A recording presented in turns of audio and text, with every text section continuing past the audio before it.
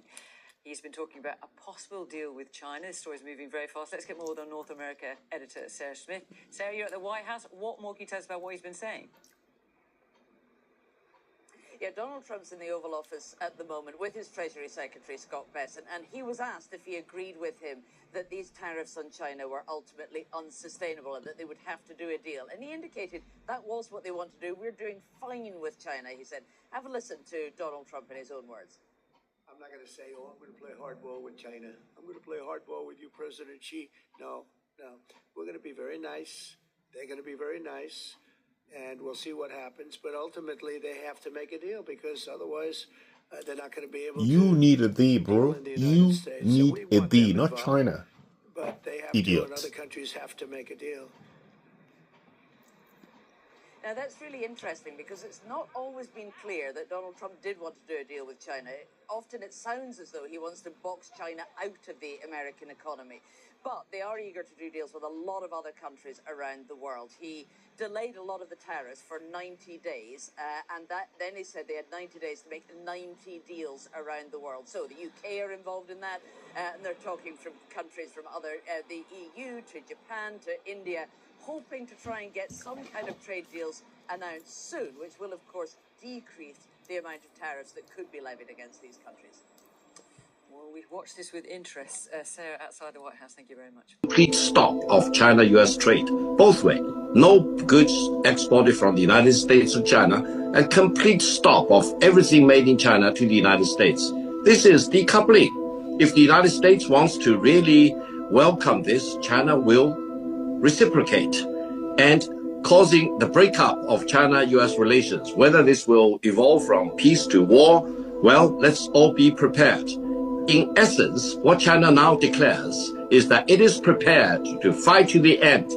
Trade war, tariff war, technology war, or real war. So the ball is in Trump's court.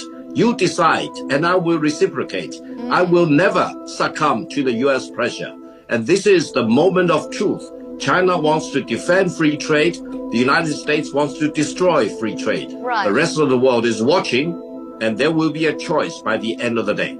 For China, you cannot hold a gun to China's head and issue ultimatum and demand all the impossibilities, for example, and ask China to swallow that. China is the country that values dignity and decency and honor more than economic gains or economic losses. So if you want to hold a gun at China's head, China will hold a gun at your head. If you want to strike China in the cheek, China will strike you back. That's the decision and the determination of the Chinese nation. This is not belligerency. This is the minimum decency you need to apply to international relations. How can you demand other countries? I will slap you in the face. Don't slap me back. Otherwise, I will punish you more. That's the law of the jungle. The trade war launched by Trump is wrong. It's the wrong war. It's the war against mankind. MAGA, or Make America Great Again, is fine. But you cannot achieve that at the expense of other countries. You cannot achieve your greatness by belittling, by delegating or relegating other countries to the lowest echelon of the hierarchy. Every country has its ambition. Every country wants to be in the first front, first row, for example, and no country should be allowed to trample rules of free trade, to trample international order, and to dictate to others, to issue ultimatum, to hold a gun at your head, to demand submission to my will.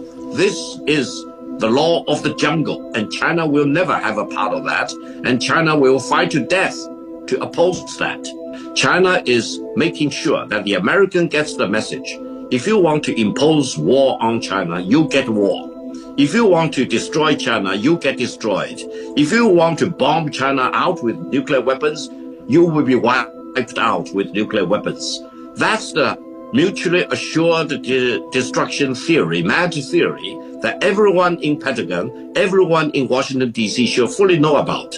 China is not going to be pushed around, and China will fight to the end, one way or another, peacefully or otherwise. So the choice is in Washington. China wants to be a partner of the United States, rather than being a slave of the United States.